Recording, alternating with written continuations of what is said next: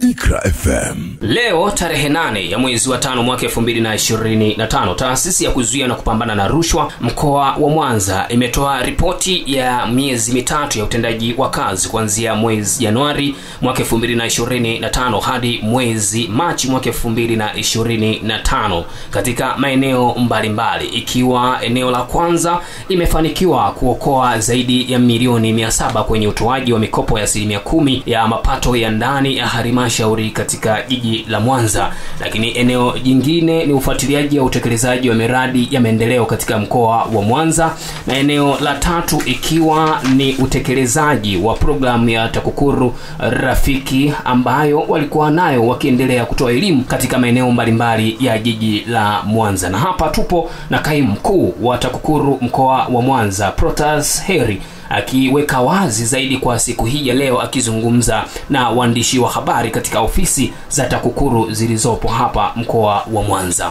TAKUKURU Mwanza yaokoa zaidi ya shilingi milioni 700 kwenye utoaji wa mikopo ya 10% ya mapato ya ndani ya halmashauri ya jiji la Mwanza.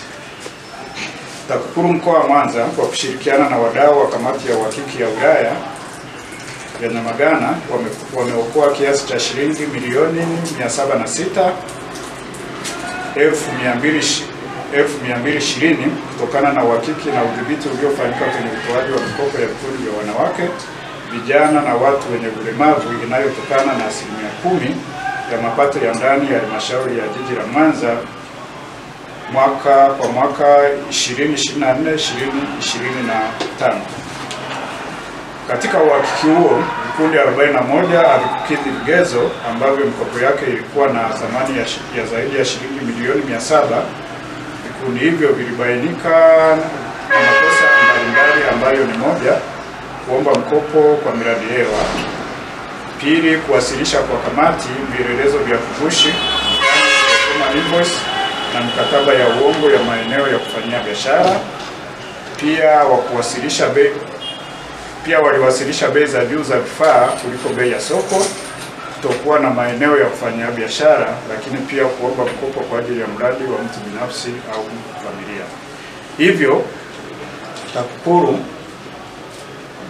imechukua hatua ya kufanya udhibiti wa kuziba mianya ya rushwa iliyojitokeza ili kusaidia halmashauri ya jiji la Mwanza kutoa mikopo kwa vikundi vilivyokidhi vigezo. Aidha, vikundi 87 vilikidhi vigezo kati ya vikundi 128 vilivyoomba mkopo, ambapo jumla ya shilingi bilioni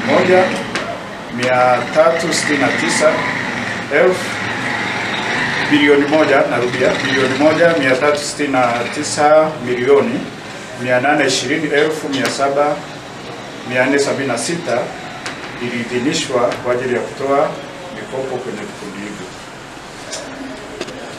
Eneo jingine ni ufuatiliaji wa utekelezaji wa miradi ya maendeleo.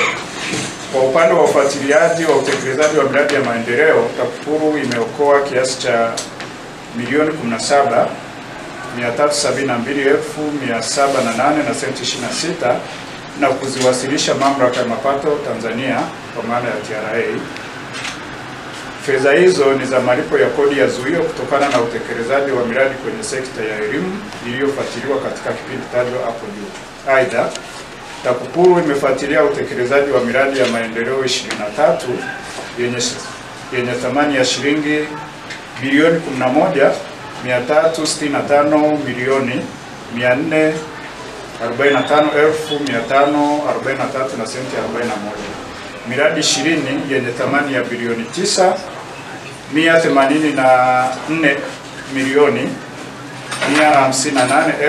9,184,158,751 na senti 43 imekutwa na mapungufu madogo na kutoa mapendekezo ya namna bora ya kuboresha miradi hiyo. Kwenye eneo la uelimishaji ni kwamba kutokana na elimu iliyotolewa, wananchi wamepata uelewa wa madhara ya rushwa na makosa ya rushwa. Uelewa huu umesaidia wananchi kufahamu wajibu walionao katika kuzuia vitendo vya rushwa katika maeneo yanayowazunguka, ikiwa ni pamoja na sehemu wanazopata huduma za kijamii, hivyo kupelekea kuongezeka kwa utoaji wa taarifa za vitendo vya rushwa katika ofisi yetu. eneo la uchunguzi na mashtaka. Ndugu wanahabari, TAKUKURU mkoa wa Mwanza kwa kushirikiana na ofisi ya mkuu wa mkoa wa Mwanza imeokoa kiasi cha milioni 64 ambazo ni malipo ya wachimbaji wadogo wa madini kutoka kwa mwekezaji wa kampuni ya LHT Mining Cooperative Corporation Limited. Mwekezaji huyu aliingia mkataba na kikundi cha Nyabayombe ambao ni wamiliki wa eneo la mgodi lililopo katika kijiji cha Nyabayombe wilaya ya Msungwi ili kuwalipa fidia ya kuondoa wamiliki wa maduara katika eneo hilo. Hata hivyo, kampuni ya LHT Mining Corporation Limited ilivunja mkataba wa makubaliano baina yake na kikundi cha Nyabayombe bila ya kufuata taratibu za mkataba, ikiwemo kutohusishwa kwa vikundi, hali ambayo ilipelekea wamiliki wa maduara kutopata stahiki zao. Hivyo, TAKUKURU baada ya kuchunguza kwa kina imefanikiwa kuokoa kiasi hicho cha shilingi milioni 64 ambacho kimesaidia wamiliki hao maduara kulipwa stahiki zao. Uchunguzi unaendelea na iwapo utabainika kuwepo kwa makosa ya jinai, wahusika watachukuliwa hatua kwa mujibu wa sheria. Pamoja na mafanikio hayo, katika kipindi cha mwezi Januari hadi Machi 2025, upande wa uchunguzi na mashtaka, taarifa 88 zilipokelewa. Kati ya taarifa hizo, taarifa 68 zinahusu rushwa na taarifa 20 hazihusiani na makosa ya rushwa. Taarifa zinazohusu rushwa, uchunguzi umeanzishwa na ziko katika hatua mbalimbali za uchunguzi. Utekelezaji wa programu ya TAKUKURU Rafiki. Programu ya TAKUKURU Rafiki imesaidia ukamilishaji wa ujenzi wa matundu 19 ya vyoo katika shule ya msingi Sabasaba iliyopo katika kata ya Ilemela, wilaya ya Ilemela, mkoani Mwanza.